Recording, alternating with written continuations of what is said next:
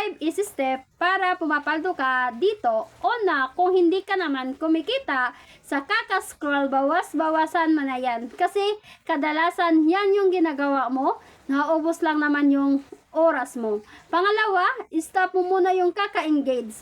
Kasi kahit engage mo lahat ng mga video dito, hindi ka pa rin papaldo at kikita. Pangatlo, bawas-bawasan mo na yung kakapanood ng mga video dito sa TikTok kung hindi naman yan connected para pumapaldo ka at kumikita ka.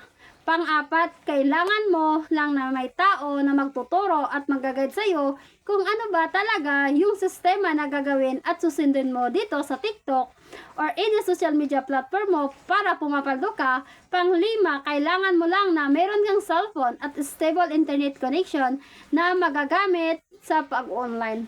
Para mag-guide kita, sundin mo lang tong mga sasabihin ko. Una, i-heart this video. Pangalawa, comment your location kung taga saan ka para mapansin kita. Last, wag mong kalimutan, i-follow mo ako. And see you and God bless.